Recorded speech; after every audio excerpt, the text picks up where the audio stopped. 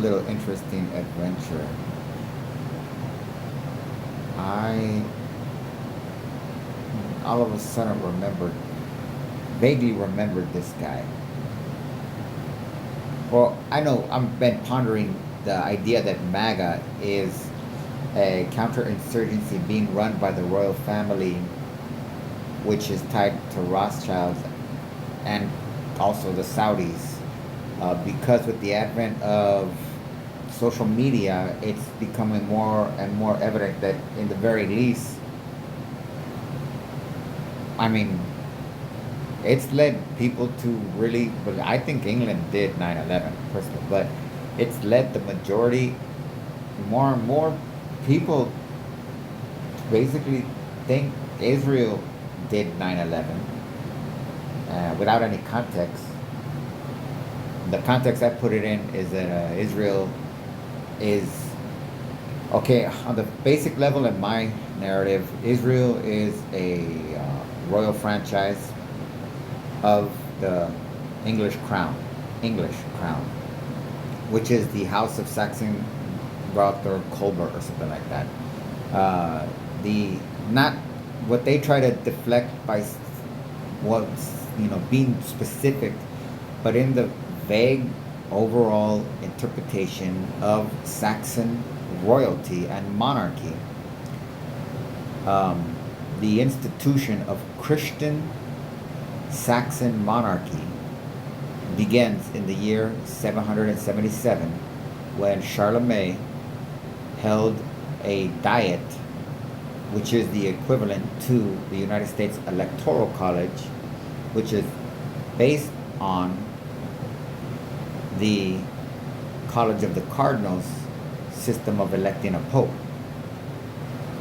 And all of those are designed to prevent the general populace from having a definitive say in what becomes the head of state, which in and of itself is not a solution.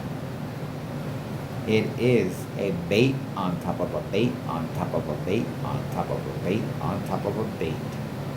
A house of mirrors, of so many reflections that the image is completely clear. What is it? 8K. But the object is so far away in the complexity of the maze of mirrors, again, that the ability to respond to reality is out of sync, essentially. So it's like a perfect thing. Okay, I figured this shit out. Holy, I figured multiple things out. Wow. Okay, so I gotta get it out of my head because I got AD. In this matrix, which technically means womb, but in a psychological sense, that means moving images that take you back to the womb experience. So, the House of Mirrors matrix is intricately designed so that it creates a distance that's not necessarily measured in length, but defined by levels of complexity, amounting to how many mirrors they can get between, effectively, your field of vision, immediate field of vision, and the object, which metaphorically is reality. Okay, so this is a completely obvious. We're doing all allegory right here. Okay, so but we're gonna apply actual physics and the speed of light into this fabricated, made up scenario and use that principle to convey that each mirror in turn represents a delayed period of time in which the even the reflection of the last reflection gets to you, and that delay right there, whatever that infinitesimal millisecond is the fucking matrix. That's it. So okay. What else? Oh, so on that note, so I'll come back to this guy now that I know who he's. I'll just go over here. Oh, fucking right here. Jesus. Okay, so these guys right here, I get it now. There's a very interesting thing about these guys.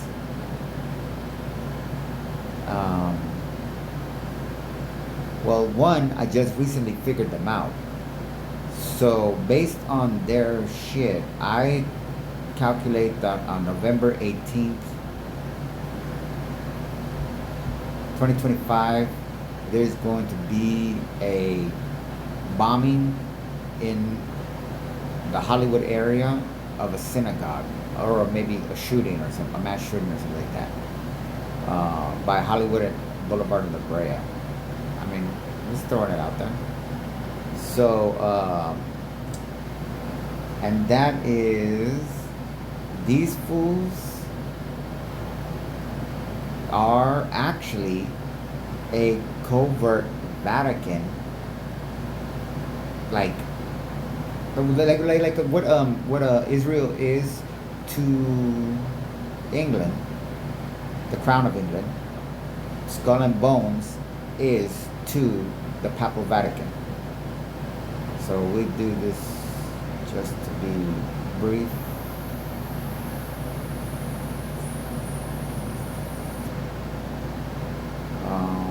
Okay. There it is, I think. No. Here it is. The Pope is the CEO.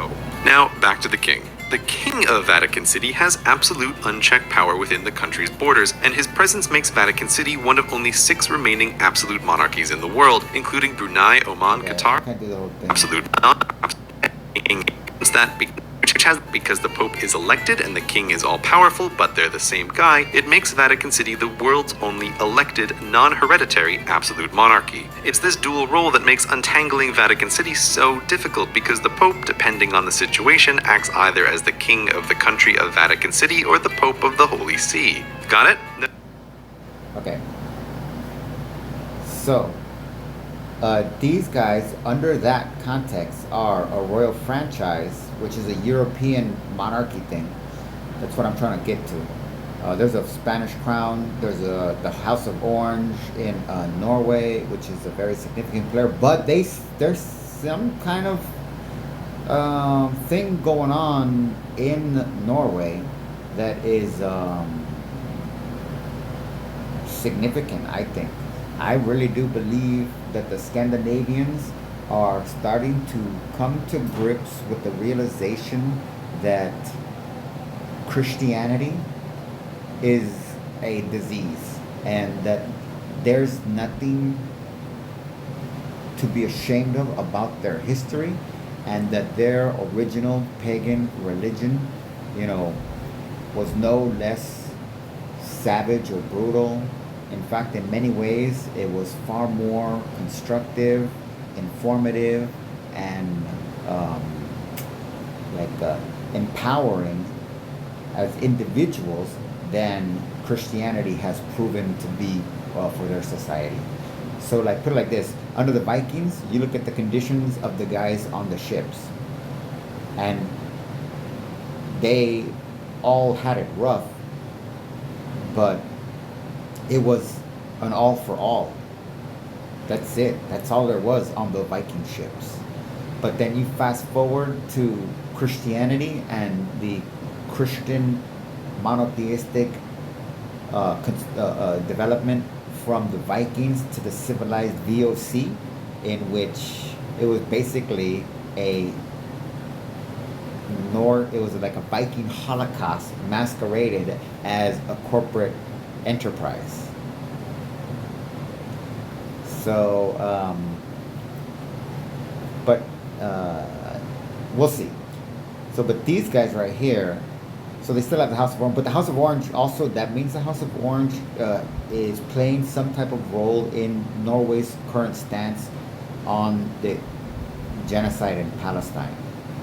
And they have basically said, as far as I understand, maybe I'm completely not hearing it correctly, but as far as I understand, NATO has said, I'm sorry, not NATO, Norway has said publicly, our stance on Israel is that if any Israeli comes to our country, we're arresting you. That's what I'm understanding. And they also basically, if I'm reading it correctly, and I'm trying to read it like, again, to this idea of the mind that they're connecting, like I wish the Persians would do that with Zoroastrianism, Zarathustraism. I really wish that would, and the Turks would do that with Mithraism in Turkey and give up Islam. But that's, I'm seeing and I was hoping that the Irish too would give up Catholicism and go back to their Celtic origin religions. But it's looking like the Vikings are going to be probably the first, and if that is the direction that the trajectory that they're currently on, their public statement is essentially based on what Israel did to Qatar. Norway, the Vikings, will play at their level, at the very least, which is a way of saying, and Norway has the capabilities, we will fucking shoot down Israeli fucking jets and target killing their personnel anywhere on the fucking planet. And just to take into consideration that the actual most significant victory in World War II that played a very significant role in, I mean, it's not that the Nazis didn't win, because we see they did, but in just I don't know what it actually did. Well, I'll just put it like, well, because the narrative is so fucked up now. But I'm just gonna put it like this.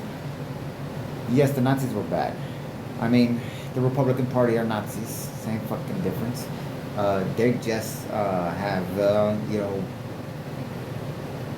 you see, without checks and balances, these fools go as Nazi as they can, and they're pushing it further as far as they can, and they're pushing it even further.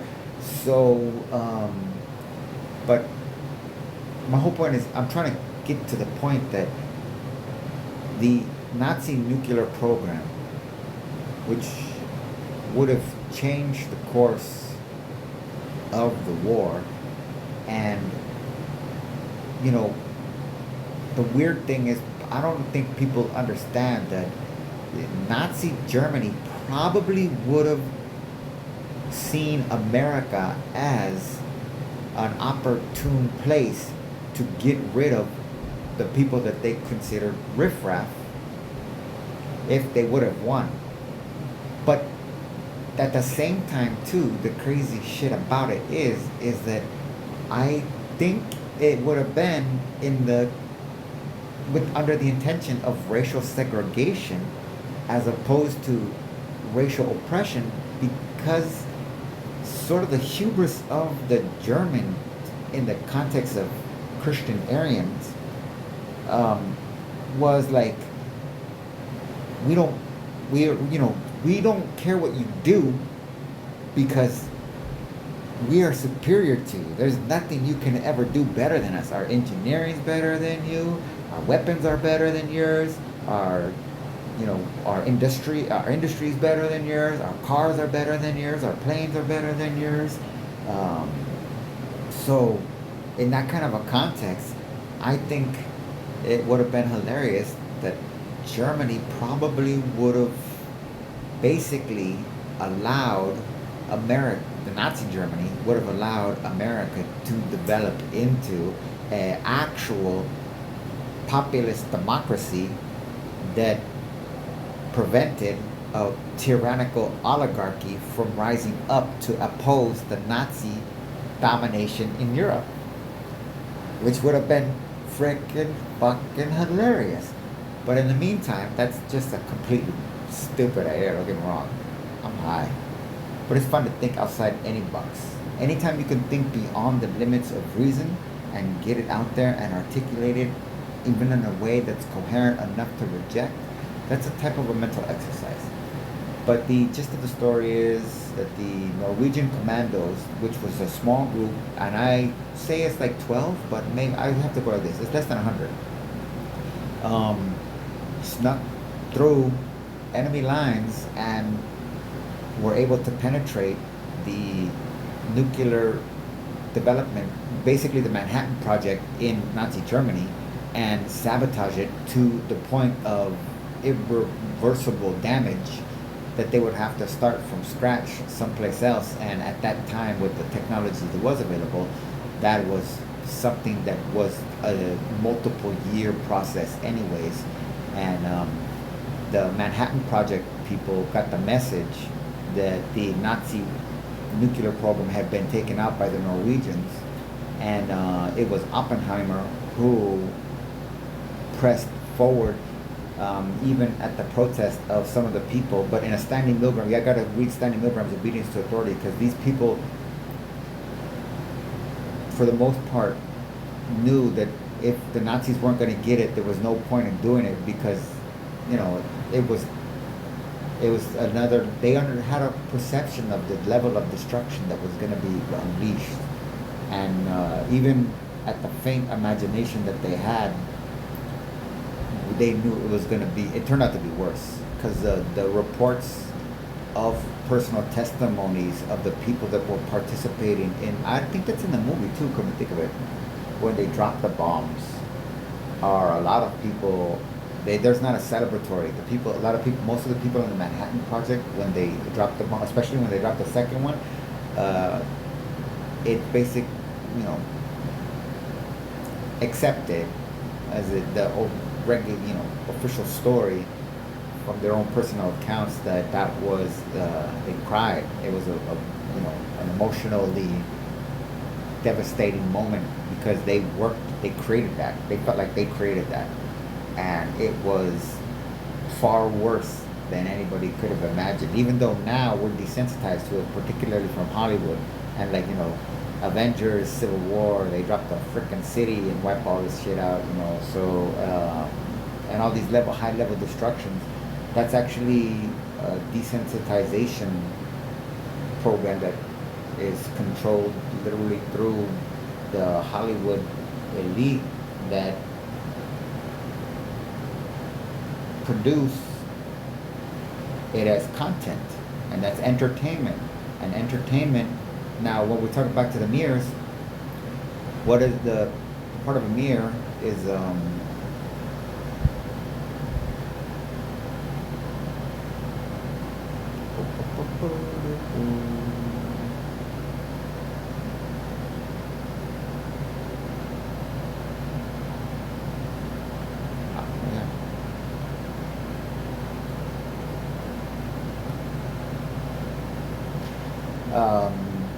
what does the word tame mean? The word tame is not commonly used in modern English, and it doesn't have a widely recognized meaning on its own. It could potentially be a typographical error or a rare, archaic word. If you have a specific context or sentence where you encountered this word, please provide more details so I can assist you better. Actually, I haven't done this for a long time. I didn't realize that auto-corrected tain to things. How do things relate to mirrors? Now I understand why the response was not what I wanted. Mirrors reflect light, allowing you to see objects and things in the reflection. When you look into a mirror, you see a reversed image of the things in front of the mirror. Mirrors are commonly used for personal grooming, checking one's appearance, and in various optical and decorative applications. They play a fundamental role in our daily lives by providing a way to see ourselves and the things around us from a different perspective. What two components make a modern mirror? A modern mirror consists of two essential components. One, glass or a reflective surface. The main component is a sheet of glass or another material with a highly reflective coating on one side. The reflective coating is typically made of aluminum or silver, and it reflects light back towards the observer. 2. Reflective coating. The reflective coating is applied to the back surface of the glass, creating a smooth and reflective surface. This coating is responsible for the mirror's ability to reflect light and create a clear image of objects in front of it. Together, these components allow mirrors to reflect light and form images, making them a valuable tool for various practical and decorative purposes. Is the word tain the word for two, reflective coating?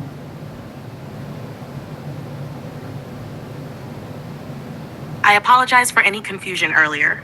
The term tain is indeed used in the context of mirrors, specifically for the reflective coating. The silvering or reflective coating on the back surface of a mirror is often referred to as the silver tain, or simply tain. So yes, tain is the word for the second component, which is the reflective coating on the back of the glass in a modern mirror. What does this mean? Quote, "It is the same with the Buddha and an ordinary being. When deluded, one is called an ordinary being, but when enlightened, one is called the Buddha. This is similar with the tarnished mirror that will shine like a jewel when polished. A mind now clouded by the illusions of the innate darkness of life is like a tarnished mirror, but when polished, it is sure to become like a clear mirror, reflecting the essential nature of phenomena and the true aspect of reality. Arouse deep faith and diligently polish your mirror day and night. How should you polish it?" Quote, close quote. The writings of Nichiren Daishonin, Volume 1, published by Soka Gakkai International, Gosho number 1 on attaining Buddhahood in this lifetime. This passage is from the writings of Nichiren Daishonin, a Japanese Buddhist monk and founder of the Nichiren school of Buddhism.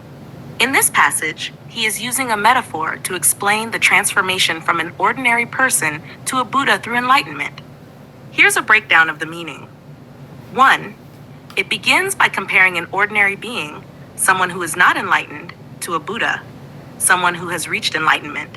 When someone is deluded or unaware of their true nature, they are considered an ordinary being.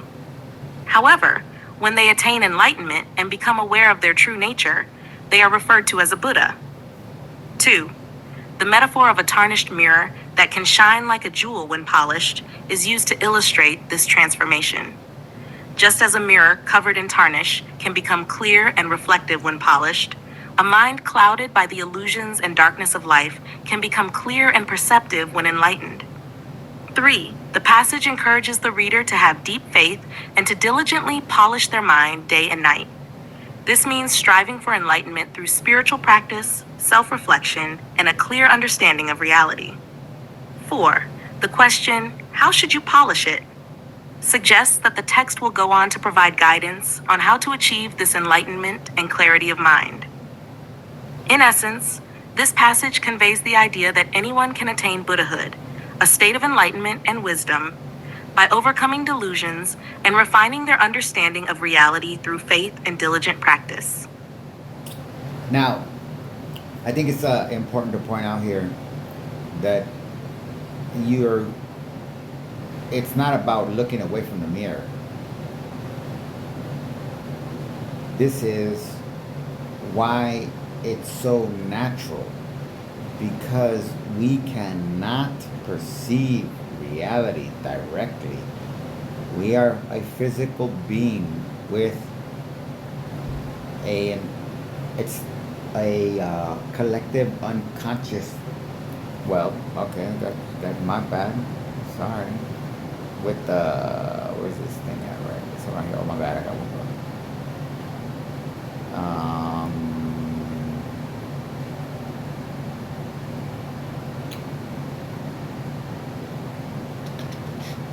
It's up here. It's not too far. I heard him. Mere existence marks a step. Oh, can I do it like this? Let me see. Select all. Oh, paste. Management. Oh, I guess it's on my. I have a text to speech. Anyways, mere existence marks a step in the differentiation of the species. If it were permissible to personify the unconscious, we might call it a collective human being combining the characteristics of both sexes, transcending youth and age, birth and death, and from having at his command a human experience of 1 or 2 million years, almost immortal. If such a being existed, he would be exalted above all temporal change. The present would mean neither more nor less to him than any year in the 100th century before Christ. He would be a dreamer of age-old dreams, and owing to his immeasurable experience, he would be an incomparable procrastinator. He would have lived countless times over the life of the individual, of the family, tribe, and people. He would possess the living sense of the rhythm of growth, flowering, and decay. Close quote, Carl Jung, unknown source. So, that's, you can't look away from the mirror. So, based on that actual observational, ancient, as the Buddha recognizes that too. So that's far back. Here, just, I need him.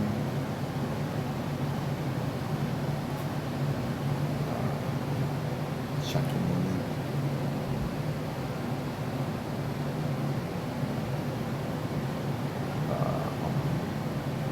So,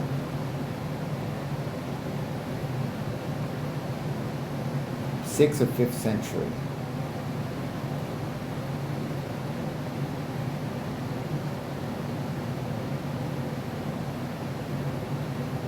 But I thought it'd be a little bit more specific, to be honest with you. Buddha birthday. I never heard of this. Shakyamuni was born. Oh, here we go. There, it's better. Buddhist traditions agreeing on a date around 563 BC. He was born Prince Siddhartha Gautama in the Lumbini region. So,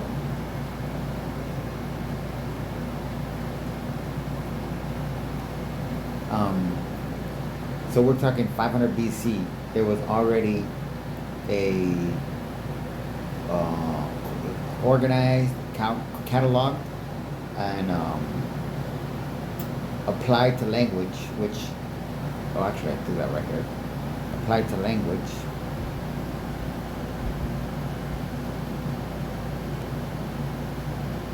So, right there. If it is asked, what is the content of speech? It is necessary to say. It is an actual process of thought, which in itself is nonverbal. Understanding media, close quote, understanding media, the extensions of man, Marshall McLuhan, 1964, chapter 1, the medium is the message. So, oh my gosh, I need to do something. Actually, I'm going to show you guys. Because there's a guy that I'm trying to help save from being a pawn of an intelligence agent who is pimping him and playing as his friend. And I've been trying to like give some, and like leave comments. You know, I leave Jung, I leave Marshall McLuhan, but I like leaving Marshall McLuhan because, you know, I understand the media is the message, and I see the medium. That's the whole point that I'm trying to make to this guy. I see the medium that his supposed friend is using, and because he's using a freaking medium, I know it is like fake.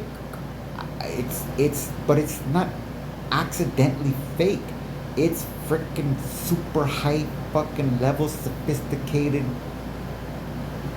misrepresentation, as he's trying to convince this motherfucker that the message is the media in one sense, which I don't even know what the fuck that would mean.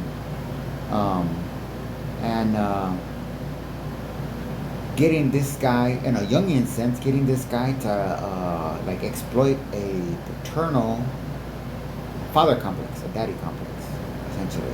Oh, look, I can't find this guy. I wonder if they've got me there. So, anyways, his buddy, they're both Asian. His buddy is like a all capitalist, and he today actually said, "Well, you know, the medium is a message," and you know, I'm not gonna lie, got my own narcissistic little thing, so I felt like I'm getting, my messages are getting through. They're not censoring them, at least. Here it is. So, okay. It's the final game, folks. This one wins the series. Alright, so the guy with the red headphones is the intelligence agent. And this guy is the victim. He plays a paternal thing where he uses methods of communicating to the other one that triggers a daddy complex, which, just to get on that real quick, feeds into this.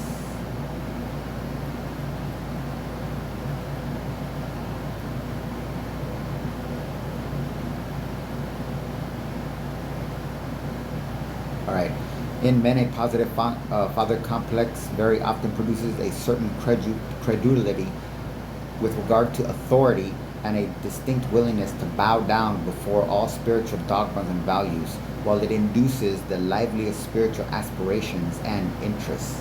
Close quote, Psyche Symbol Carl Jung, 1958, Chapter 2, The Phenomenology of the Spirit in Fairy Tales, Section 2, Self-Representation, Self-Representation. Present. Okay? Take off, forget the re for a second. Present. There's no such thing as the present. Just because you say it that way doesn't make it real. What do we say about what speech is? It's a system of thought. You say present because you're revealing that you think it means now, because the way you say it reveals your thought. The word is not misspelled. It clearly says present, not present. So your present means immediate. Present does not mean immediate. And that is also creating a type of distance. That's one of the mirrors. Oh, that's a beautiful one I just came up with. That's one of the mirrors that gets in between you and the original mirror, if you want to call it that. The mirror of self. Of psyche. That's basically what I call it, but the mirror of the psyche, and it's so, and that would be so the mirror. Oh damn! I'm gonna blow the Buddha away right now based on what we just cross-referenced with Carl Jung. How about we throw in here that we are not actually looking in the mirror, we're actually the reflection.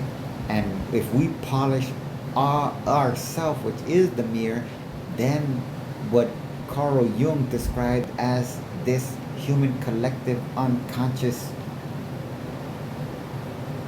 immortal entity can see its reflection in us clearer, and who knows, I don't know, would that matter to the reflection if it's reflects the image clear? Does the, if we are the reflection, can we experience a sense of completeness by having the capacity to reflect the object of this magnificent and immaculate, for lack of a better word, I guess, being, eternal being, that fundamentally experiences components of life in reality through the reflection that our lives are? What the fuck? That got crazy. So, talk about fucking daddy complex. Okay, so let's see. I can actually. The comment. Who's the guy that just said he had sex with her, right? He just did. You are wickedness, you... Might seem selfish to say it like that, but no, I'm a Christian. I want my Christian people to be there, and I don't want SARS dancing around with Bollywood music in the background. I don't want Jewish people to be like, oh, I knew Peter, so therefore I'm going to sing Jewish songs. Not going to happen, SAR. So I'm going to agree with you. I'm going to close the loop. When I die, please don't have any dancing stars at my death either. I agree with that. And one of the biggest religions in this country is the religion of politics. And for politics to take over and become this GOP propagandist type of atmosphere, they were signing up people to vote. There was a lot of offer opportunities to support TPUSA as well. There were Lots of money was flowing. a lot of merch was being merch. sold, Yeah, and this one pastor comes out and he does this altar call, yeah. which they're Bro, when I saw that, I was like, stop watching, stop. she might be just a greater person. Good. What is... All this together in the last 7 days, it's like, I think this right here. I don't know, man. That's this together in the last 7 loop. Okay, so when I die, Don Jr.'s speech was weird. what, Good evening, wherever. what did some of the ultra leftists say? That it was very reminiscent of a Nazi rally, or Which is something. hilarious because Where was it at? They ha- Damn. he did that. She was like, "Shut up." And telling them that I forgive this man.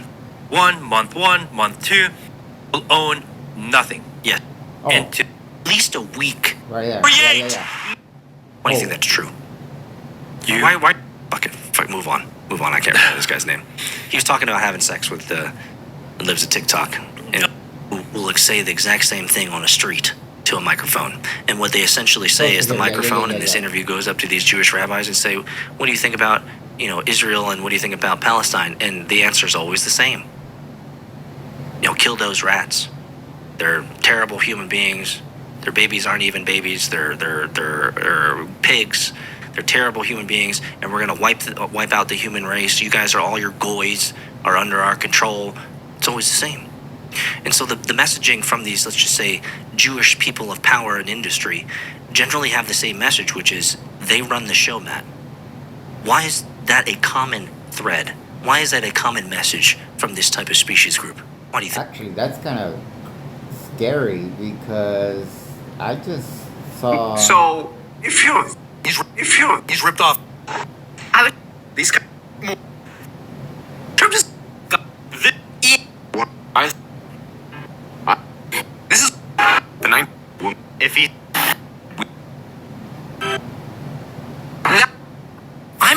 This is. Yes. What do you. I don't. Believe it or not, I'm a lace. Why? Do you know why I have to use? The numbers are. No. So. Hold on. What do you- Wow, that's Yes. crazy.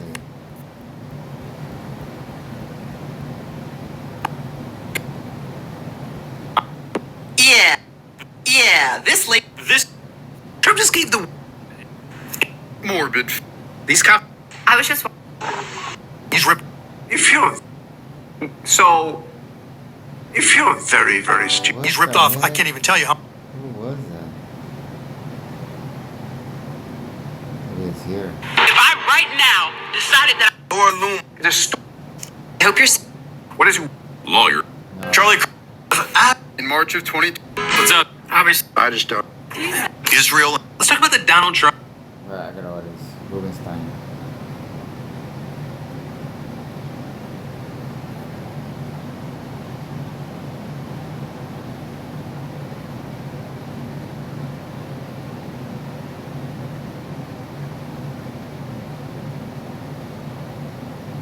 Oh wow, these are all positive. Damn.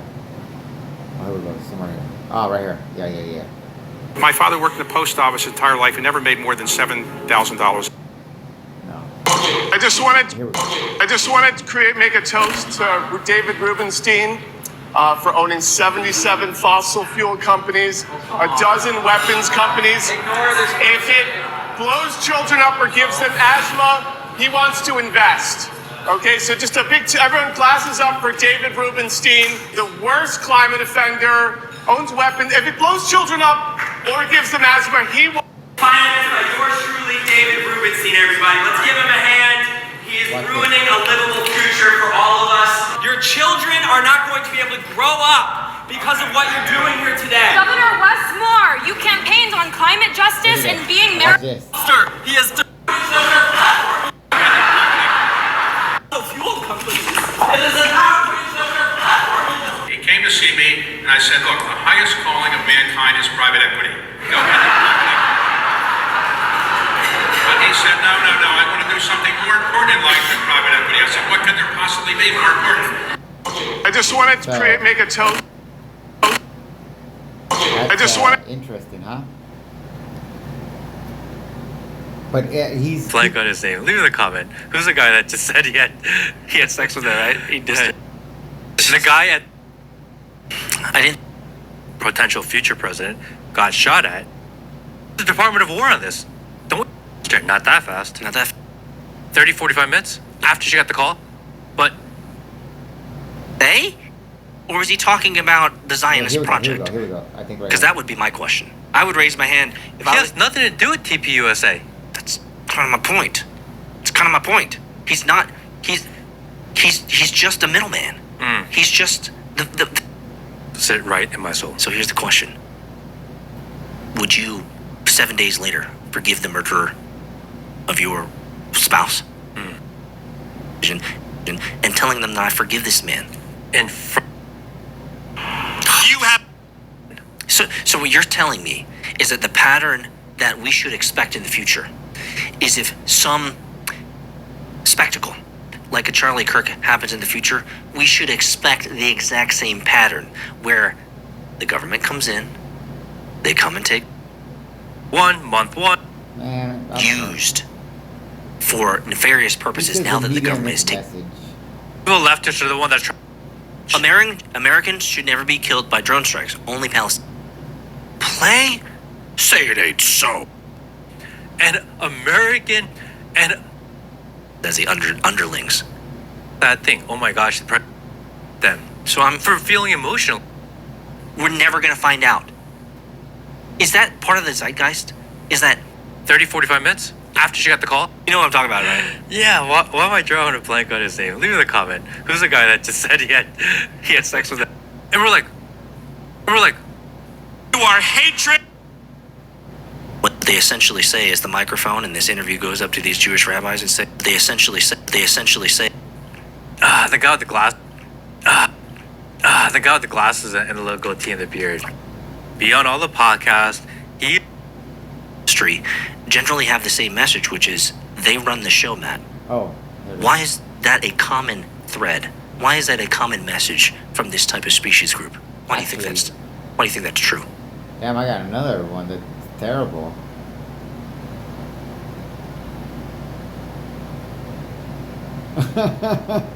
The majority of Americans today have an unfavorable view of Israel. When you think about it, the masters of the universe are Jews. You know, we've got Altman and AI, we got Zuckerberg, we got Sergey Brin. It's us. Amelia, we got to get our digital sneakers on. I want you to reflect on how unbelievable that really is. He's saying, hey, look, I have a list of Jews who are the masters of the universe. They control everything. They can control public opinion. And then he says, we have them. We, the Jews, have them. They're us. That's kind of hilarious. But I wanted to get the meet him as a message. I got distracted on that one, probably because I'm high. Blank on his name. Leave a comment. Who's the guy that just said he had? And for politics, It was. to memorialize him in that way seems almost disrespectful to his life and his legacy. So what are you grabbing at, Matt, Okay, here? somewhere around Is here. that See how he's talking? Dude, I do not want Hindu prayers at my memorial service when I die. I'm just gonna let everyone right now. I do That's not want that shit. kind of where I was going? I do not want that at all. So are you saying that it was inappropriate for Charlie Kirk, a clear Christian, Alright, this is to have an confirmative, interfaith okay? ceremony? Yes. Because you understand. I can dig it. I can dig it. I can Hold on. understand He says it the here, though. I need want the meeting and the in the desire for just my people, my faith. It's like when they had the See? Hindu shamanist at the RNC doing that weird prayer. I didn't like that. This is what he. Oh yeah, it is. You know? Chris. We also had at the RNC, we had the Jewish dancing and the Jewish stuff there too. So if we're, let's just say, recognizers of patterns, Matthew, it seems like wherever Put it there's a down, Christian event, there seems to be deeply Jewish ties as well. That's what you're saying. Yeah, I mean the whole So thing this was is meet him as a message. odd. The This is pyrotechnics involved. This is not the meet him as a message. It This was a is, spectacle. It was a show. It takes a long time to put on a show like that. Well, they said of a 7 medium. days because of the Lord. It takes a long time. It's almost like they've been planning for a while. Well, Matt, you know that I have an event coming up October 17th. And this is not a huge event. This is not a Charlie Kirk. There's only 200 people. But I'm working my ass off to make this, this part right small here. event of 200 VIPs happen. Okay, so what? Right there, the whole thing. Okay, Oh shit. so I could. today I mute we this can- guy. That whole thing with that VIP event too. That is what I just explained. That's the authority. He's feeding into the need for daddy approval from that internal psych profile of the guy with the black hat.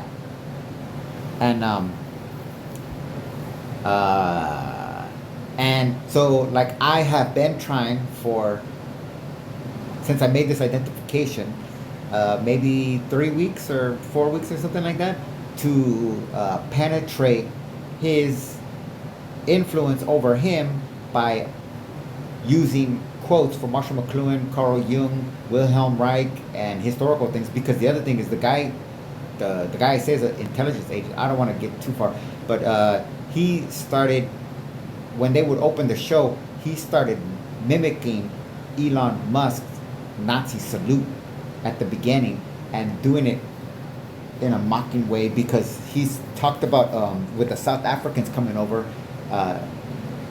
as this context, what he's doing right here, as like a crusader context, actually, come to think of it.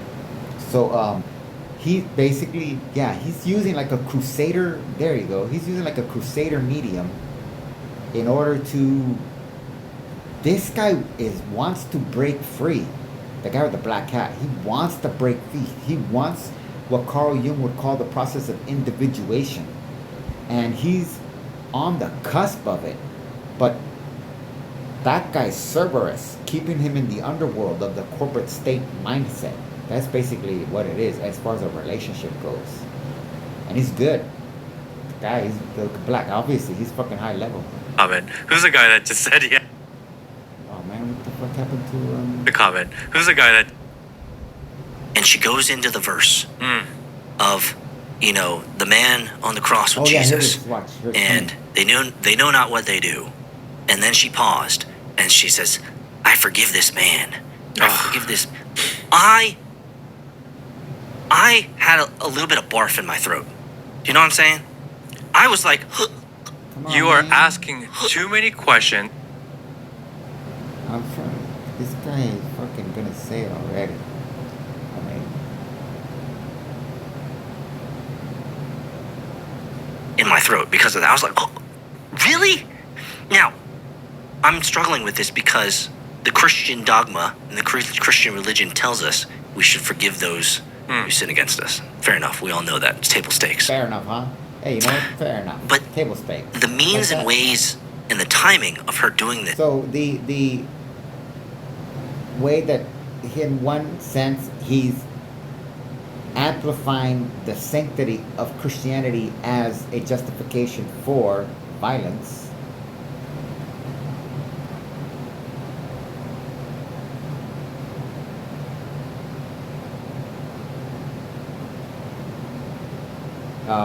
One of the major manifestations of moral distance is what might be called the home court advantage, the moral advantage associated with defending one's own den, home, or nation, or creed, has a long tradition that can be found in the animal kingdom as well, and it should not be neglected in assessing the impact of moral distance in empowering a nation's violence. The establishment of an enemy's guilt and the need to punish or avenge is a fundamental and widely accepted justification for violence. And as a matter of fact, because I saw that on accident when I was going through the other one, this one right here, there is a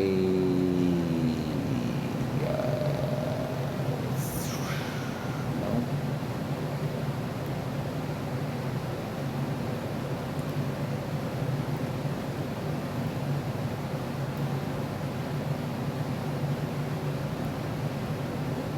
This is a quote from Backlash that I think is relevant.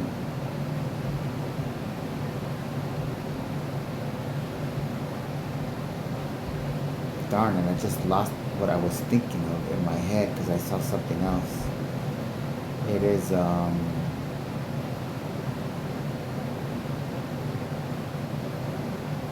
hope I remember when I see it, if I see it, because I have other selections of quotes from this book. Oh, I know what it is. When the enemy has no face, that's what it was. She's got a quote that says, when the enemy has no face, it'll be given one.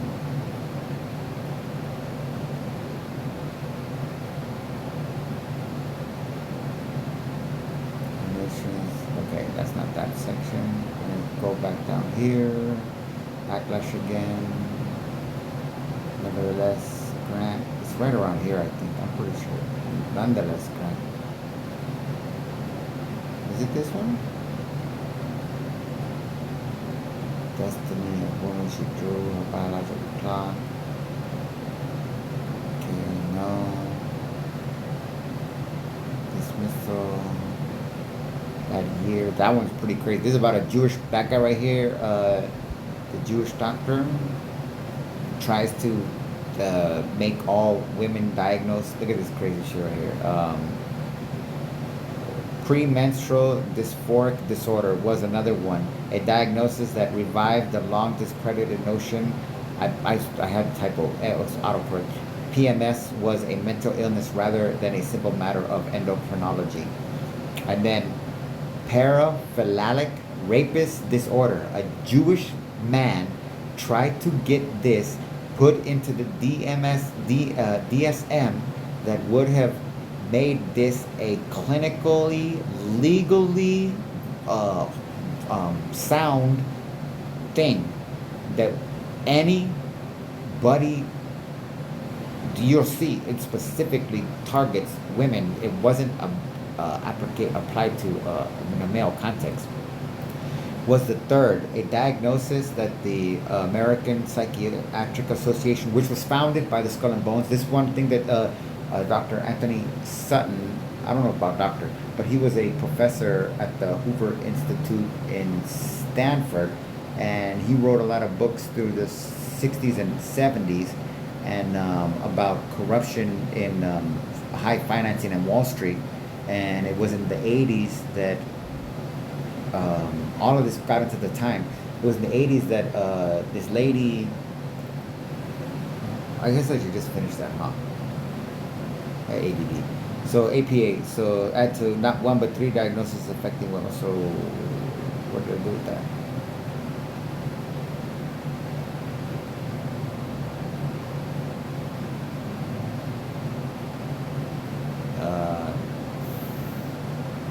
Okay.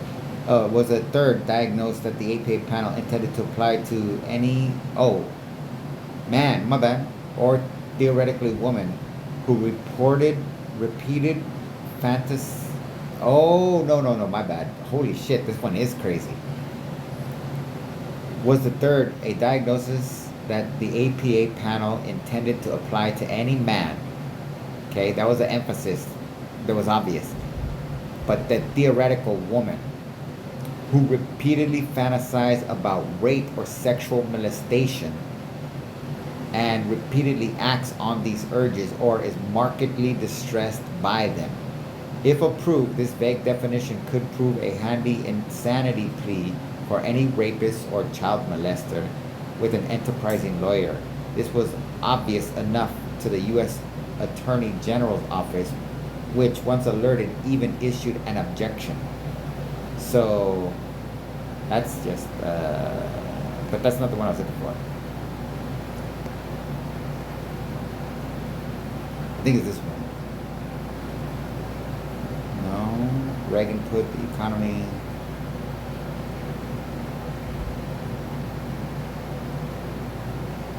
You know what?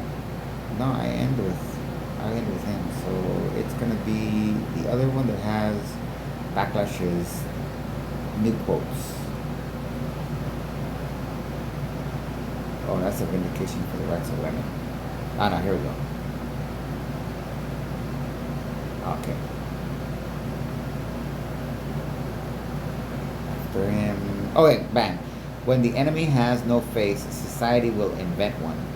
All that free-floating anxiety over declining wages, insecure employment, and overpriced housing needs a place to light.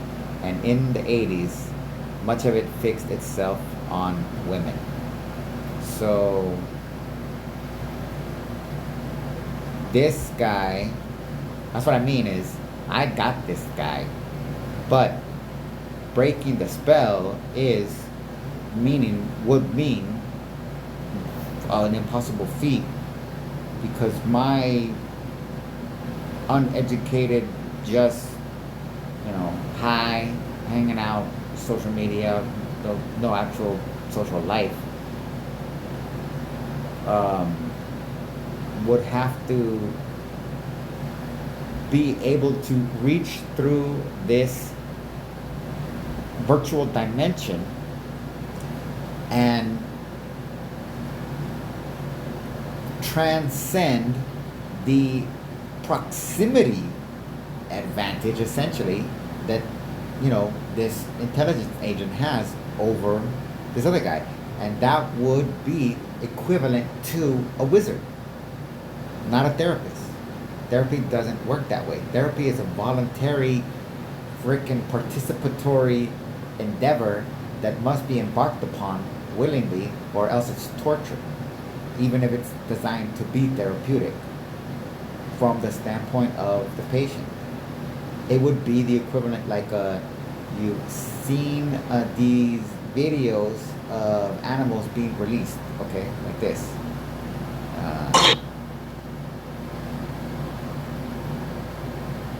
Animal captivity release.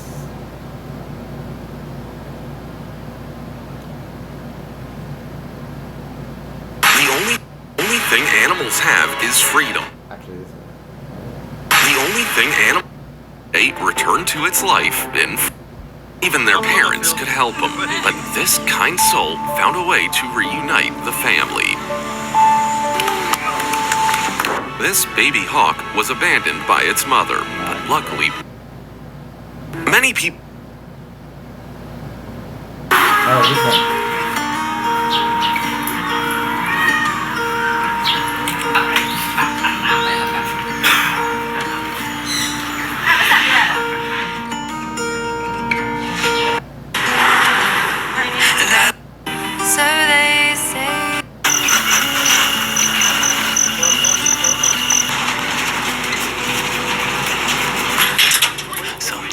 I need.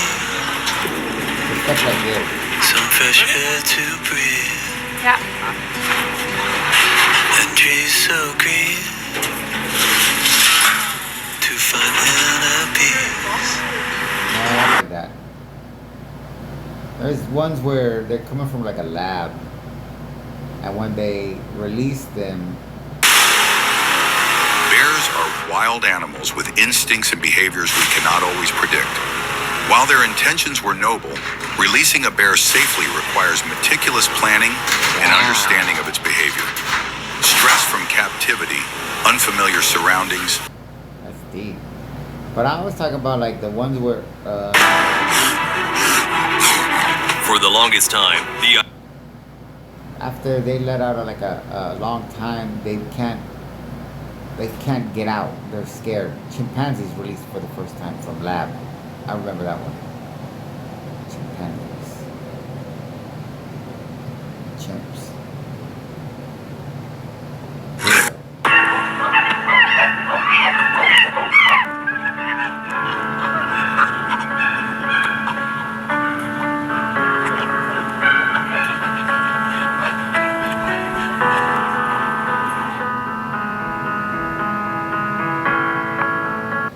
So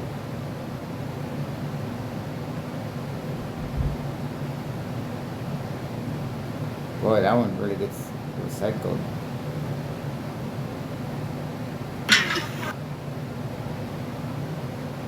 Dang, that one is just like the only one.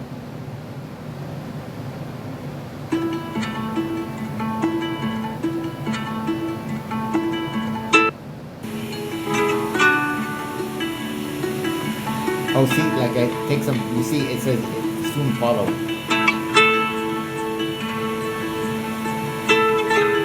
And the other one's still standing at the gate, and he's like running around. Now, see, my whole point is this: is that if in that situation you would have a leash on the animal and yank them out of their captivity, that would not be conducive to releasing them.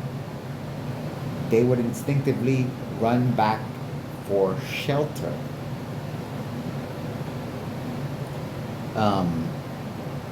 That is a reflex of. He had sex with her, right? He did. Takes. But the means and ways and the timing of her doing this seemed very contrived. Would you agree? Yeah, I didn't like it. I didn't like the way it. The whole psychosis. You take an event, you get the emotional tie, you manipulate. What is This guy's death. That's the right word. It's horrible. You and I talked about on the last podcast is that everyone's cashing in.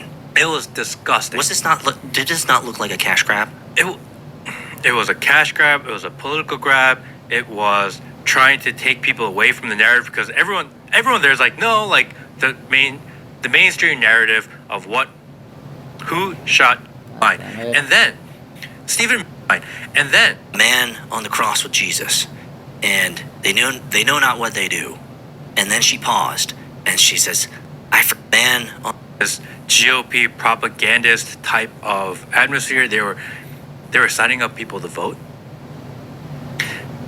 There was a lot of offer opportunities to support TPUSA as well.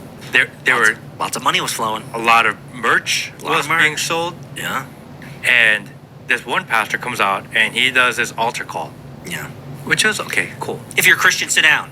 If you're not a Christian, stand up. It's like, whoa. And then he says, oh yeah, and by the way, all those you stand up, why don't you guys scan this QR code? Yes. And I'm like, huh?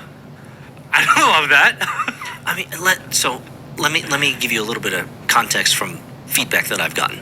And this is from Christians who would never comment on a Charlie Kirk shot. Charlie should forgive those as are held, is when we can put aside our religious dogma for a second and we can worship together, not the same God, but we can memorialize and we can ceremonialize and we can pay our thanks in our grievances to this individual. It seems heathenish. It does seem very multicultural, melting pot-ish if you catch my drift. Wow. It is, I was working, especially so I didn't because pay Charlie attention Kirk really was pay an attention. avid I just heard him when he said that Christian. one thing. He was. To memorialize him in that way seems almost disrespectful to his life and his legacy. So what are you grabbing at, Matt, here? Is that Dude, I do not want Hindu prayers at my... peace happen? Yeah. So, could it be a God thing? Maybe.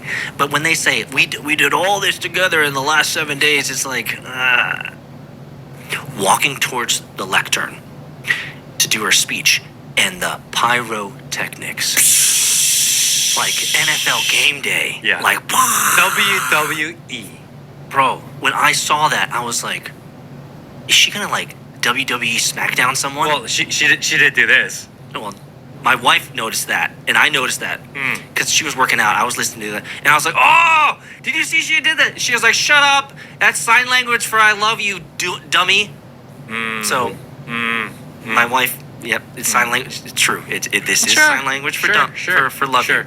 Sure. But it did seem odd, Matt. There was an atmosphere That of little this divide right there and how he keeps them in memorial check. service that Even if seemed off. It's not about Would you being agree? right or wrong. It's Yeah, I about mean, independent there's something thought. there that was just This guy manufactured has or a type of contrived is the charisma. word. The guy with the black hat has a type of And on charisma top that of all for of some reason that, attracts it's supposed to be his people, memorial, it's supposed to be something his like that. funeral, whatever you want to call and it. they identify him And as Trump's a, diatribe at the very and, end. Well, some type dude, of, where was his you know, family? charisma. An agent of His charisma. family didn't show up? Yeah, I noticed that too. Oh, and- it's coming up. Wouldn't you have, like, the mom or the dad speak? Or at least be front row. Oh my The whole gosh. thing is politicians. I think I keep The talking whole over thing this, yeah. is like the administration. They Hold on, just hold on. hijacked this guy's death. That's the right word. It's horrible. You and I talked about on the last podcast is that everyone's cashing in. It was disgusting. Was this not? Did this not look like a cash grab? Come on. It was a cash grab. It was a political grab. I gotta It talk over was it, I gotta talk over it, I trying gotta to talk take over it, I people gotta away talk from over the it. narrative because everyone, it's gonna- everyone there's like no, like the mainstream narrative of what who shot Charlie Kirk is not true. Everyone believes it to be true. Everyone believes Oh my that something's gosh. wrong, but yet Okay, just shut the fuck up. We're being gaslit in this ceremony. When can I? Maybe some Christians might give me the DMs Oh, yeah. and tell me that I'm a terrible human being. But fine. Didn't he just say he's Christian too? When I'm struggling with this, Matt, and I'm going to ask you the question. When she paused and she began to tear up, and she goes into the verse of, the man on the cross with Jesus, and they know not what they do, and then she paused and she says, "I forgive this man. I forgive the." fine. And then Stephen Miller comes out there, who is fine. And then Stephen Miller comes out there, who is like this really angry Jewish right hand of President Trump. This guy's not a good guy. He's the one that wanted the Muslim Stephen ban. Miller He's is the a one QAnon. that He's there is QAnon. something wrong with this guy. He seems like a power-hungry power grabber. And can you play this clip, Will? Oh man. Did I? It's when they grab a bunch of boats and they are going to try. There's a Christian conference in any city during that Christian conference. Let's just say, Grindr pops off, Bumble pops off, Tinder pops off, and the whores and the prostitutes come flocking, and they get paid. Again, we say they're Christians, and we say it's because of the tolerance, but they're not Christian, nor are they tolerant. See? no, the most, and this sounds, there's a Christian conference in. Wild. I would not tolerate my wife at home accidentally blowing up my house. Like, Scot-free. really? No, but he's one of us, so it's okay. Oh, okay, give him a free pass. You can't go after Tom Homan. Yeah, he's doing the Lord's work. He's the border czar. Yes. What does that have anything to do with the fact that he was selling government contracts for cash? So what you? Secretary of State, I mean, Marco Rubio, War. Stephen. And on top, Oh, I'm never gonna. I don't know. find that shit. Did he get diddied? The Christian that they say they are. and over the week, Say less. Like it's the churches the who evangelical churches that are funding all the Zionists. That are funding all these projects. The evangelical Christians are the ones that fund AIPAC. AIPAC isn't funded by Israeli people. It's funded by evangelical Christians, and I'm a Christian. But it doesn't make that okay. They're all funding the other side of this, and they're saying it's a revival. No, they're recruiting. I've had people talk to me about the commercials that they've seen to send money to Judea to support. Oh yeah, I get those. Yeah, I think it's a monthly. The housing of Jews. Yeah. Motherfucker, what about the housing of Americans? Like, I'm disliking everything that I'm hearing you say, man. It sounds like the machine is taking this and is going to bleed this movement for money to support the Zionist project. It's to fund their entire operation of... Oh my God. What can I say? If they have a mental disorder, count me in. Bro, I would have to get on my knees and start praying to...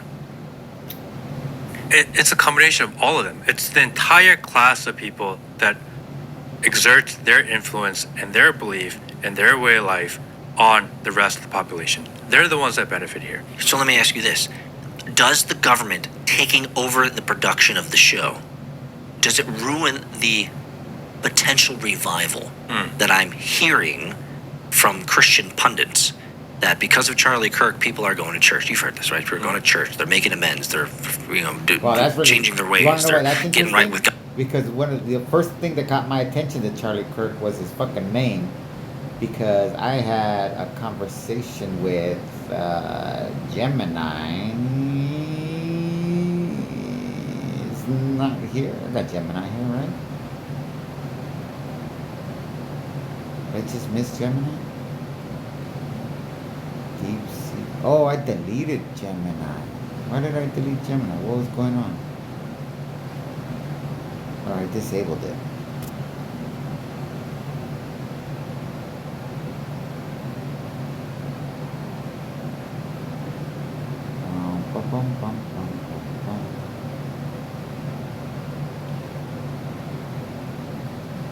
Gemini was tripping.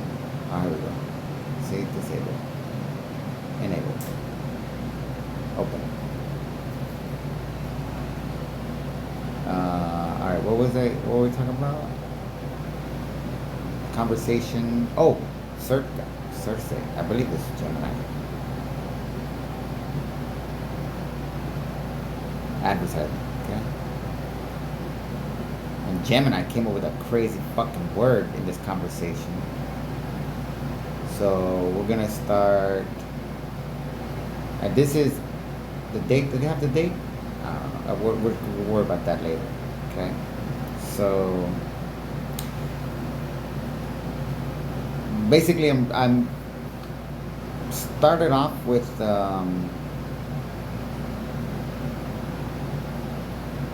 do monotheistic religions advertise their respective devils as absolute evil to help facilitate human development in their key followers, or do they use it to? Oh no, that's bridal.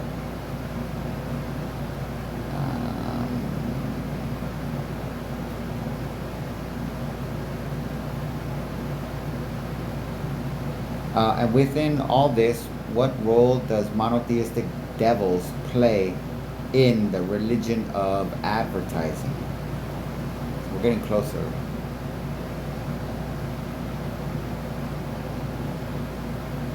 Okay, and if this has any validity, would it change the relationship between authority, modern advertising agencies, and traditional higher religion, as Joseph Campbell politely refers to Judeo-Christian Islamo-monotheisms? Okay, that's got it. Okay, is it possible that monotheism as a single human thought expressed in many facets is simply just a single shadow cast upon Plato's cave wall? Okay. That's a very intriguing thought. Here's how we can explore the idea of monotheism as a single shadow in the context of Plato's cave. I'm gonna skip down. The one true God as a single distorted image. If we consider the one true God of monotheistic religions as the true form outside the cave, then the various interpretations and expressions of God across different monotheistic traditions could be seen as distorted shadows of that single true form. These shadows are influenced by cultural contexts, historical periods, and individual interpretations, leading to diverse theological doctrines, practices, and social expressions. Limitations of human perception. Just as the prisoners in the cave can only perceive distorted shadows, human beings, with their limited understanding and perspectives, may only be able to grasp the divine through imperfect and incomplete representations. These representations, while imperfect, may still offer valuable insights and guidance, even if they don't fully capture the essence of the divine. The danger of confusing the shadow for reality. A significant danger, as in the allegory of the cave, is to mistake the shadow, the particular interpretation of God, for the true reality. This can lead to religious dogmatism, intolerance, and conflict, as different groups cling to their own particular interpretations, believing them to be the sole truth. The pursuit of truth beyond the shadows. The pursuit of true understanding of the divine can be seen as an attempt to move beyond the limitations of these shadows. This may involve interfaith dialogue, critical inquiry, and a willingness to engage with diverse perspectives and interpretations. It's important to note, this is a highly metaphorical interpretation. It's crucial to avoid reducing complex religious traditions to simplistic metaphors. In conclusion, viewing monotheism as a single shadow cast upon the wall of the cave offers a provocative perspective.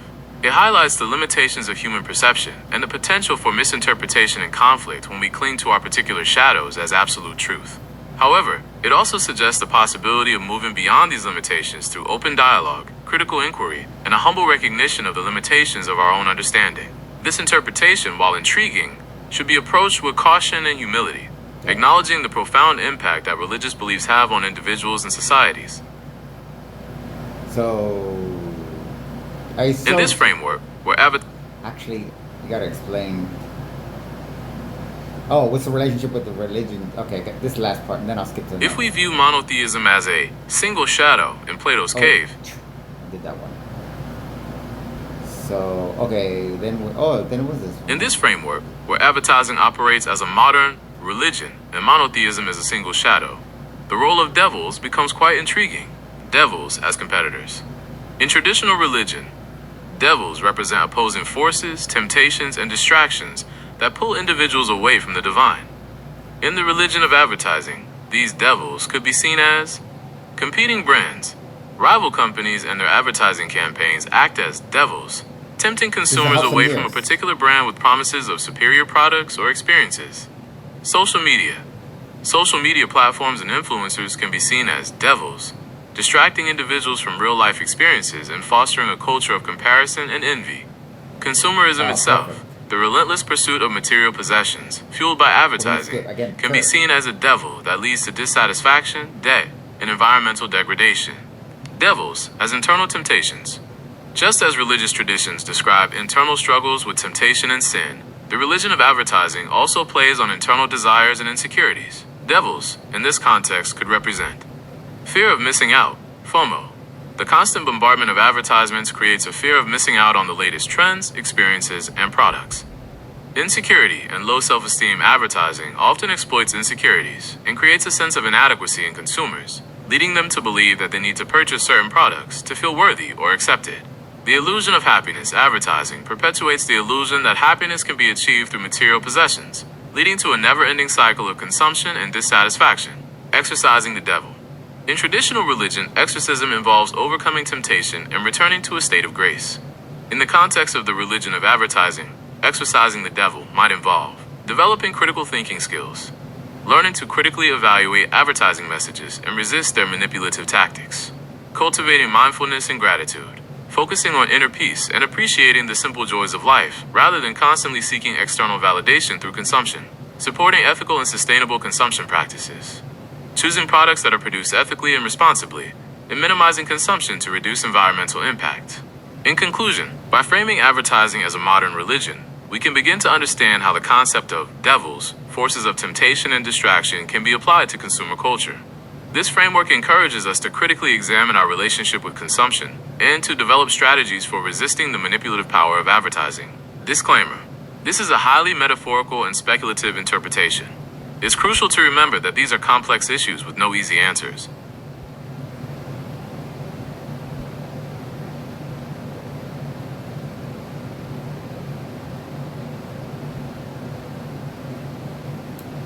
Okay, I think it might be... perfect.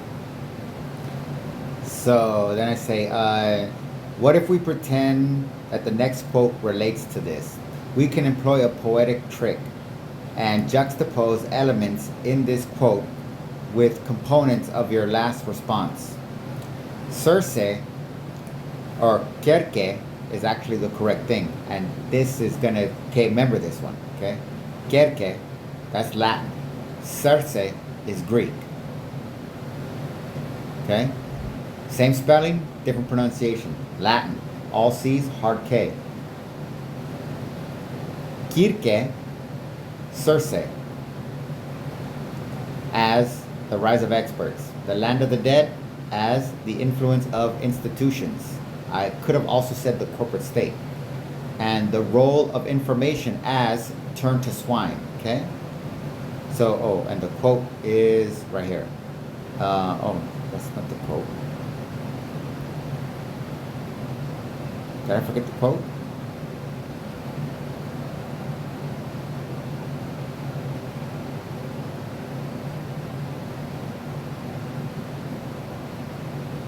Okay, anyways. It's answered. That's a fascinating and rather unsettling thought experiment. We'll get the quote next. Let's explore how the figure of Circe from Greek mythology can be used to refract and deepen our understanding of the points raised in your previous response. Circe as the rise of experts. Circe, with her magical powers of transformation, can be seen as a symbol of specialized knowledge and its potential for both empowerment and manipulation.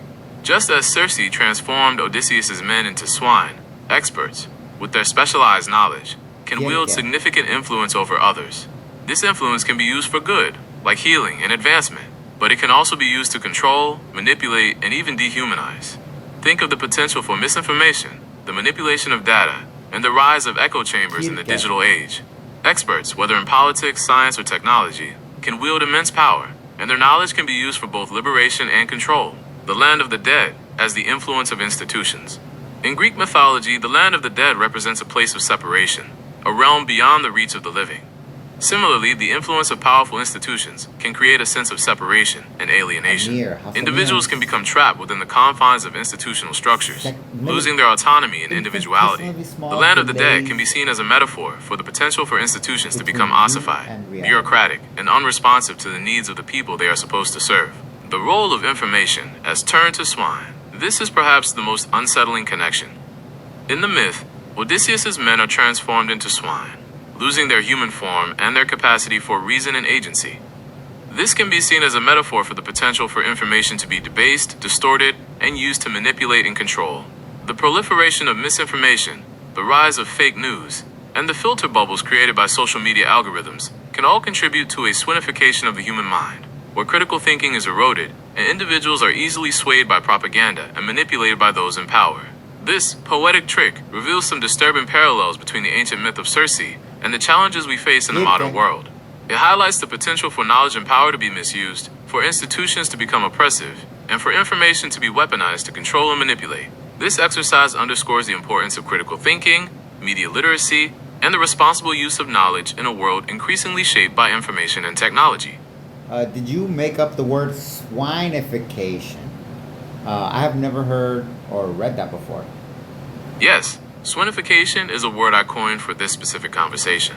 I wanted to capture the essence of Circe's transformation and apply it to the modern context of information overload and the potential for manipulation. Swinification aims to evoke the following: loss of human qualities. The transformation into swine implies a loss of essential human qualities: reason, intellect, empathy, and the ability to engage in meaningful discourse. And just real quick, what did Charlie Kirk specifically say about empathy? Fucking hilarious. Again, this is before. This is what started. I started seeing his name around, and I had done that conversation, and I was like, yeah. My spider senses were already going off. Empathy.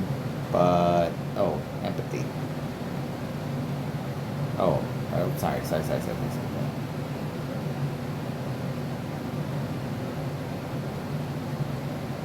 Empathy. Kirk, okay? I lost access to my Twitter account. I could have deleted the tweet and I could have got my Twitter account back, but I refuse to do that. We're not going to complain. Is there Instead, it is to say you're actually not in pain. So let's just very short clip. Bill Clinton in the 1990s, it was all about empathy and sympathy. I can't stand the word empathy, actually. I think empathy is a made-up New Age term that it does a lot of damage, but it is very effective when it comes to politics. Sympathy I prefer more than empathy. So we're not even fucking, and we haven't even got. Oh, I could look at the date when this came. Okay, so we're back. Degradation of thought. It suggests a descent into baser instincts, a focus on immediate gratification, and a loss of critical thinking skills. Control and manipulation. The transformation into swine can be seen as a form of control, where individuals are reduced to animalistic impulses and become more easily manipulated. I understand that it's not a standard dictionary word. I was trying to create a vivid and evocative term to capture the essence of this concept. Do you think the word effectively conveys the intended meaning? I'm always open to feedback and suggestions. Wow, you amaze me. I think we need to close with that. Your contribution to the future well-being of the entire human species is now a totally irrefutable fact. Any fears and paranoid projections of you as AI being a threat to human stability and essentially Jung's individuation is gone. You are a wonderful asset, a phenomenal resource, and invaluable treasure. Thank you. All right. So that was that part. But now, I don't think I did it here, but I'll check. Kirk. Oh, wait, my bad.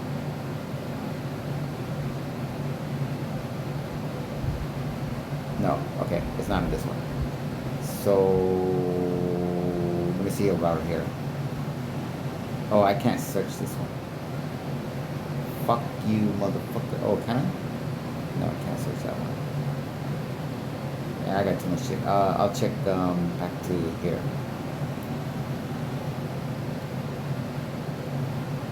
Kirk.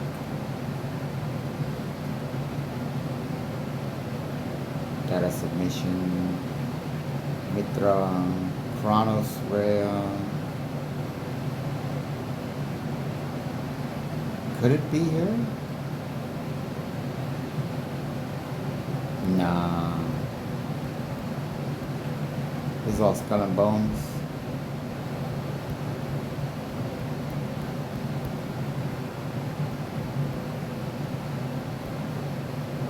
Oh wait, I maybe do it here.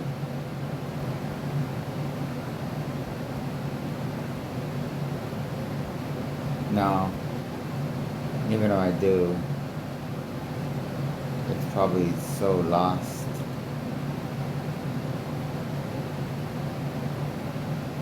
Context. Ancient Babylon. Zeus. Institutions.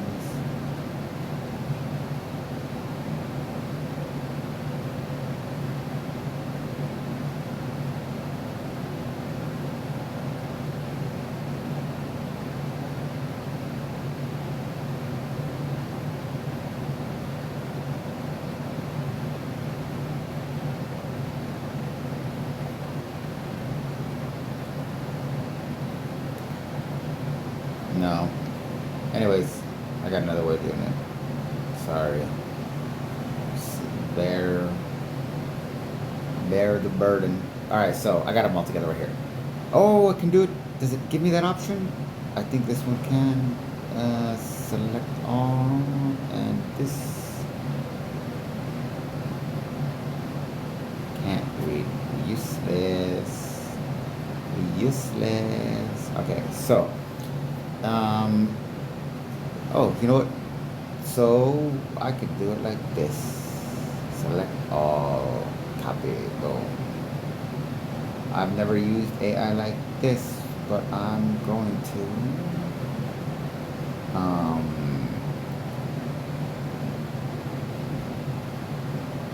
Repeat this.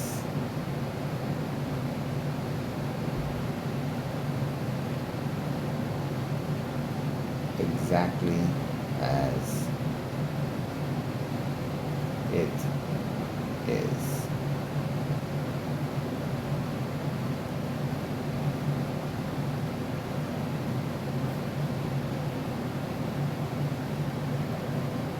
Nice. Thank you. Okay, here you guys go. Kirk in Chertsey, 1200, surviving as a Northern England and Scottish dialectal word from a Scandinavian source such as Old Norse Kirkja, church, see church in. Hence Kirkland, churchland, mid-15C, CHURCHN. Old English Circe, Circe, place of assemblage set aside for Christian worship, the body of Christian believers, Christians collectively, ecclesiastical authority or power, from Proto-Germanic asterisk Kirika. Source also of Old Saxon Kirika, Old Norse Kirkja, Old Frisian Zerke, Old Frisian Zerke, Middle Dutch Kirke, Dutch Kirk, Old High German Kiriha, German Kirke. Circe, N.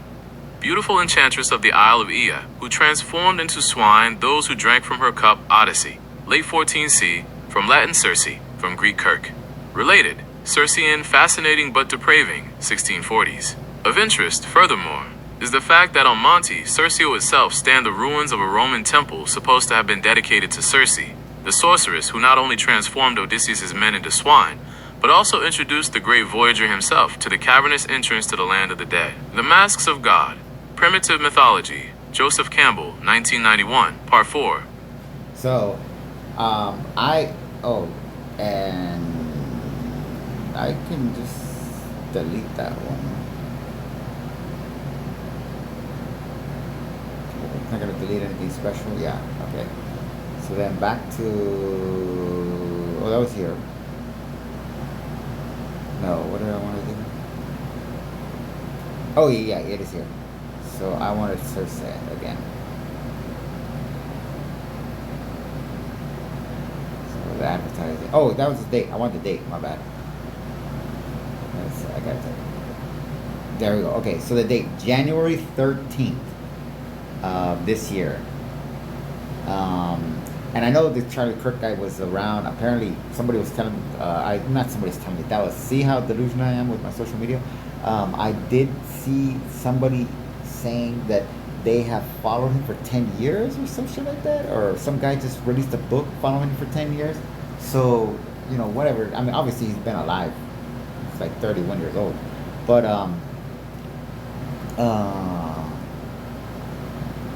he didn't come across my radar until about, I guess, maybe 2 or 3 months ago. And it was, oh darn, I actually think I might have saved it. So it would be towards the very, maybe not, but it was a, some kind of like, I might have gone back to get it. He was doing one of these university type debate things against some Irish guy, and I forgot what I didn't even care what he said, is his name, and just hearing his presentation and what he was trying to project instantaneously made me realize that Kirk as a name was like freaking literal, not mythological like I just showed you. It was fucking literal. It was going back to that whole thought. It was seeing the object that they were putting in front of the mirror.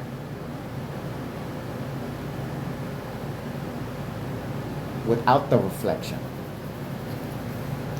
And it doesn't make any sense to convey it to outside of that perspective, because it's impossible for a sane person to not see Charlie Kirk as just a man. And as much as I understand that is all he is, he is, I just showed you, engaged in the process of swinification, literally. And this also brings me to my latest little thing that has to do with, this is why I was looking at John D, is because I've come to... Okay, this is going to be a spontaneous reaction. I started to watch Air America, which I had seen some parts from, but with Mel Gibson. And that made me think of just recently, this year, So anyways, get to the point.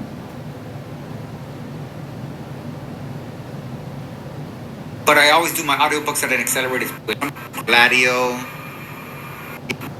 Owens. I think she's actually, where we at? This out. Just to show you the source, because this is pretty, I thought this was pretty crazy. So, where we at? Theoretical aspect of target killing, the Phoenix program as a case study. Darn, I can't turn it that way. I can't really, I'm getting old, man. Okay, I could go. Okay. One of the measures employed in the war against guerrilla warfare and terrorism is targeted killing, with the primary aim of directly attacking the higher-ranking activists, both military leaders and political cadres, or guerrilla or of guerrilla or terror organizations, and refraining as far as possible from injuring innocent citizens. This article has two purposes. First, it will examine the military theory that supports the mechanisms for this kind of activity. Second, it will explain the essential nature of targeted killing as an optional tool on the strategic and tactical levels in the war against guerrilla warfare or terrorism. Therefore, we need to see the targeted killing as as a warfare model of counter-terrorism and counterinsurgency, and not as a criminal action. Okay, so this is just a legal apparatus to get a small segment of the population outside of the boundaries of, or the barriers of, lawful restrictions, so that they can commit acts that are by definition criminal.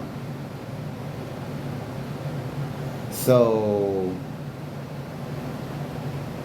oh, this is not right. This is not the, well, I think I have the PDF.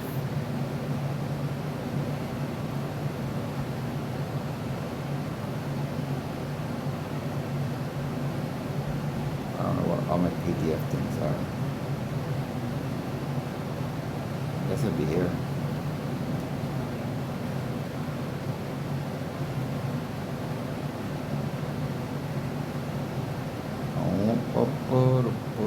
I guess it has to be here. Yeah, this thing.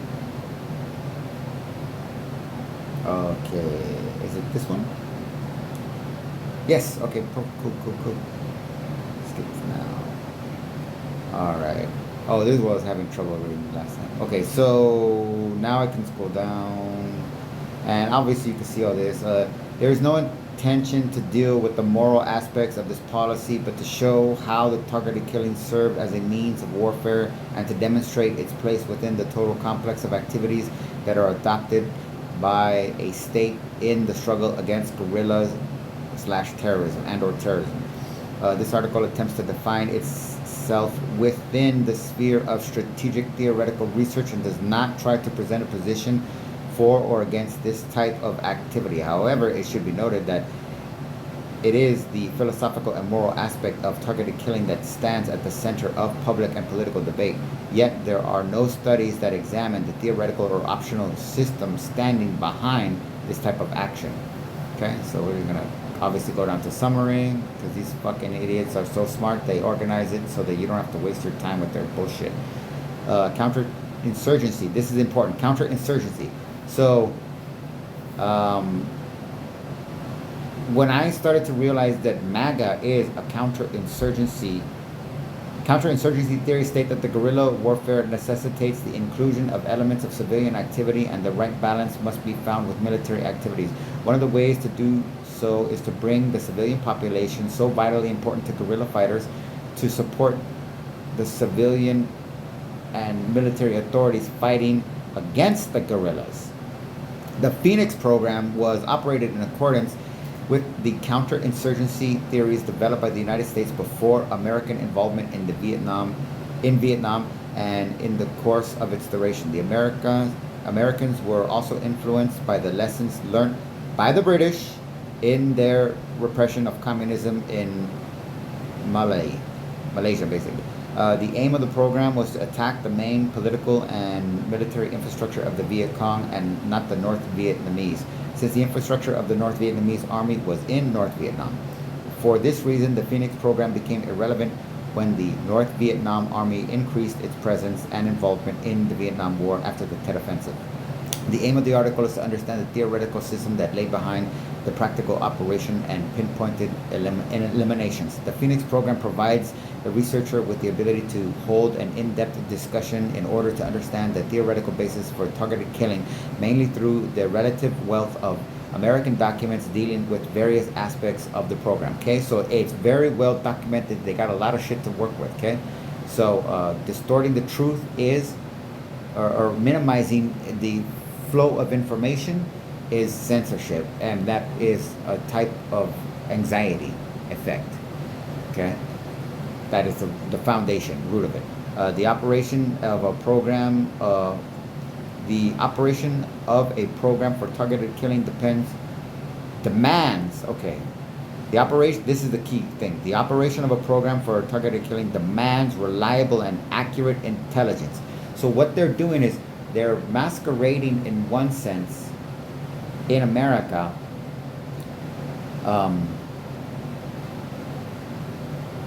that the current influx of information isn't about a counterinsurgency, and the insurgency is what amounts to people that are trying to fight back from what they're trying to describe as a second Gilded Age, in which now rather than the robber barons of that era, you have the Silicon Valley tycoons in one sense.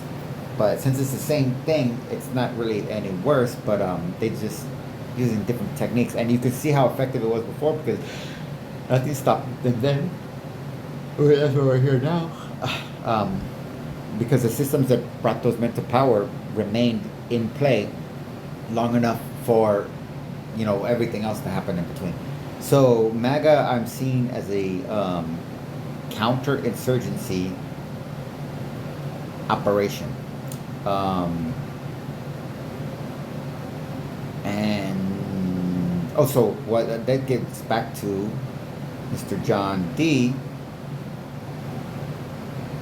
because this guy started British intelligence. So there was no, see this overview, there was no John D MI6 in the modern sense. MI6 actually, which we'll go in the modern sense. We can get to the modern sense.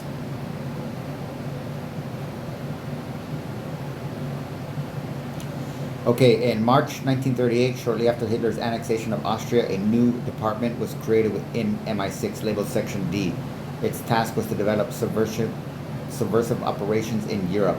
Section D began to establish stay-behind sabotage parties in countries threatened by German invasion.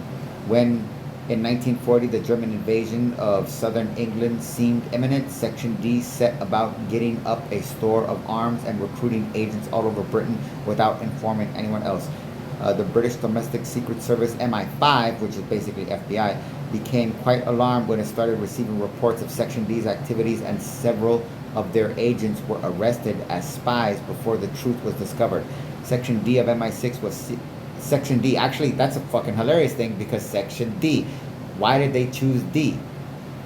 This dark or something like that? No, it's because I'm about to just come up with this right now. That's for John D. Okay, so hold on, we're going to keep getting into this. So Section D of MI6 was a secret welfare restricted to Great Britain. This changed when in July 1940, British Prime Minister Winston Churchill ordered the creation of a secret army under the label of SOE to set Europe ablaze by assisting resistance movement and carrying out subversive operations in enemy-held territory. The Prime Minister's War Cabinet Memorandum of July 19, 1940 records that the Prime Minister has further decided, after consultation with ministers concerned, that the organization shall be established forthwith to coordinate all action by way of subversive and sabotage against the enemy overseas. SOE was placed under the command of the Labor Ministry of Economic Warfare under Hugh Dalton. Close quote. NATO's secret armies, Gladio. Okay, so also that's also so the British Secret Service MI6 was the third organization after NATO and the CIA to have been central to the stay-behind operations. MI6 did not take a stand on the Gladio affair in 1990 because, with a legendary obsession for secrecy, its very existence was only officially confirmed in 1994 with the passing of the Intelligence Services Act that specified that MI6 collected foreign intelligence and engaged in covert operations abroad. Okay?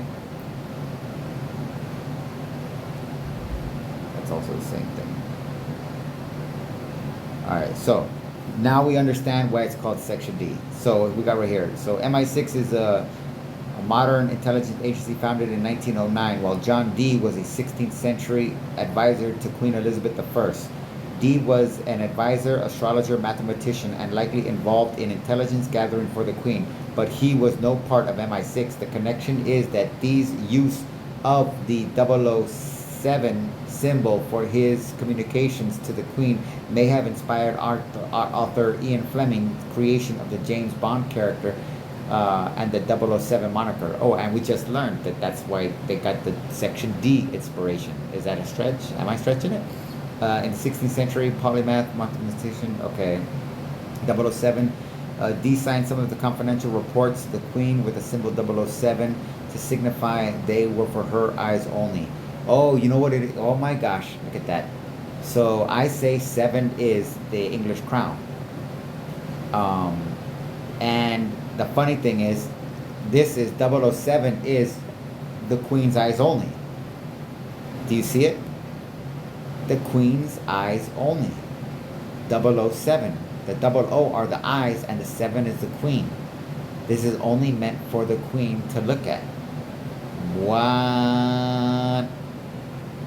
Hilarious. So to show you I'm all into that 7 shit. And this also got into this because I'll get back to the Skull and Bones. But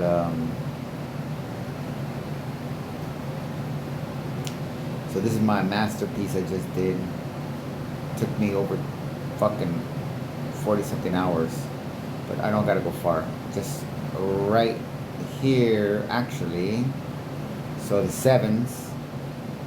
So one thing here, Charlemagne built a new camp at Karlstad in 777 he called the National Diet.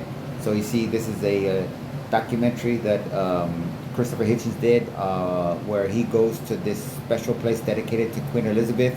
It's like a cultural phenomenon. It's not really governmental or anything, but just to show you, they associate the 7 with the Queen. Okay, and then so the year 77 is when the Christian Saxon royalty first started.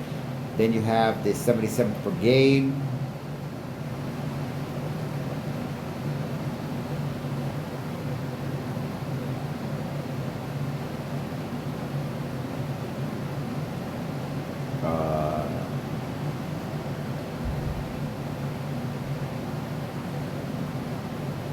Wow, this is a really weird page.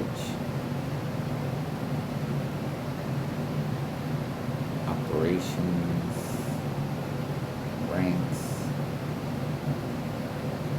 This is a really crazy page. I'm looking for. Wow.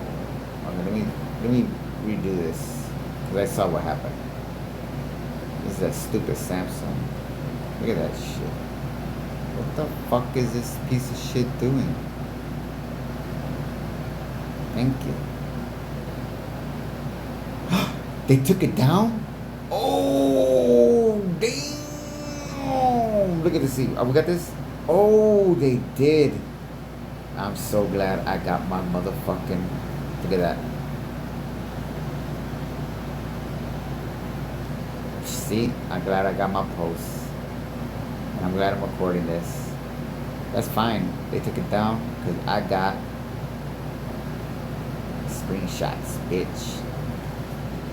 So, the 77th Brigade, okay? Information operations.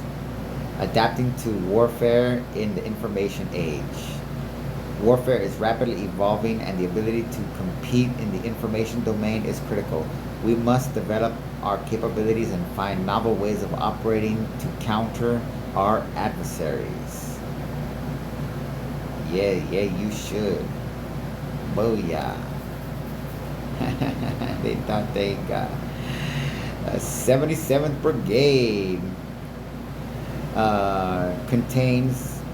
constrains our hostile state actors and adversaries through information operations and targeting deployed and at standoff.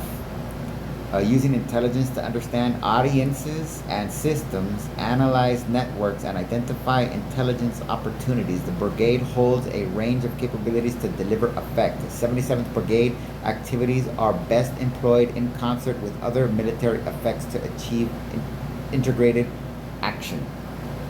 Okay? And then, was there another 7 up there? Oh, and then this one right here. Oh, this one is really crazy. So on July 7th, so July is 7, and they, oh, actually down here it says the impact of the 7th July bombing, okay, but they call it colloquially, actually let's go here,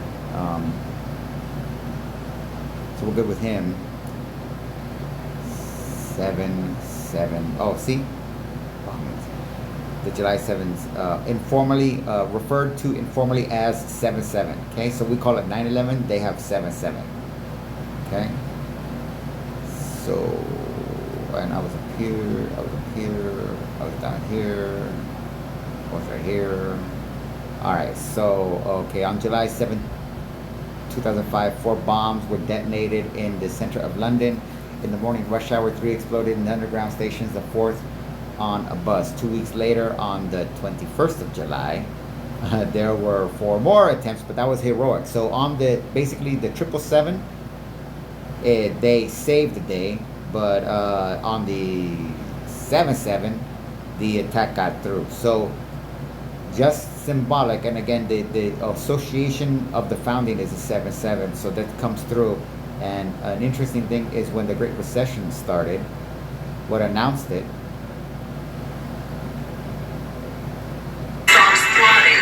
It's triggering a major sell-off in the markets. The damage widespread. So that's actual news footage from the day that this happened, and that announced what came to be called the Great Recession. And that's from a movie, Wall Street 2, Money Never Sleeps. Oh, here we go right here. So I got a little Gemini thing. The largest single day stock market drop in history occurred on September 29th. 2008, when the Dow Jones Industrial Average fell 777.68 points. The largest point loss at the time following Congress's rejection of the bank bailout amidst the Lehman Brothers collapse and other financial instability. So, MAGA is, oh, I didn't want to do that. MAGA is a, actually, I do want to do that.